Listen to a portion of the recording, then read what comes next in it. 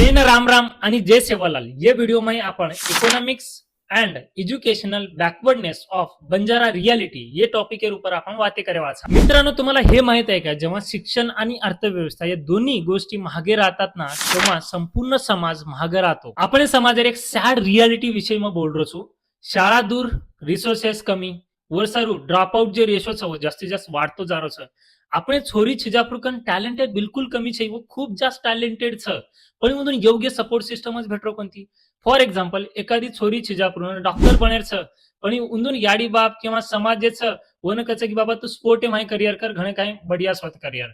जे छोरा ना स्पोर्ट माही करियर बनार छ, वन डॉक्टर इंजिनियरिंग के प्रिपरेशन करारे छ आपण याडी बाप समाज।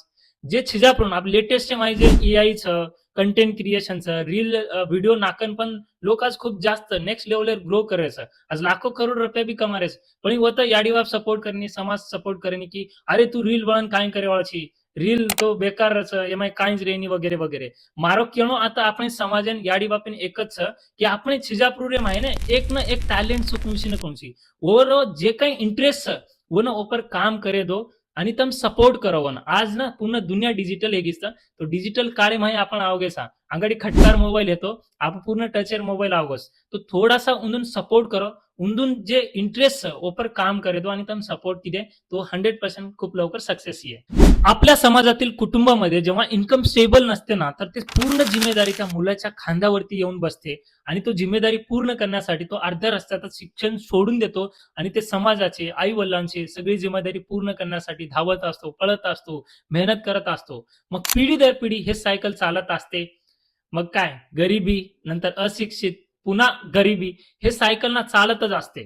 म्हणूनच बंजारा समाजाला ना एसटी आरक्षण महाराष्ट्रामध्ये मिळणं खूप गरजेचं आहे। तो फक्त एक कोटा नाहीये, तो एज्युकेशन, जॉब आणि नवीन अपॉर्च्युनिटी साठी एक स्ट्रॉंग सपोर्ट सिस्टम आहे। मार एक बात जाते जाते ध्याने में रखाडो, जर तम आज एसटी आरक्षण सारू लढे कोणी, आवाज वटाय कोणी नी, तो पच आपण पिढी दर पिढी हाईच अंधकारे माही जीवन व्यापन करे वाळछ।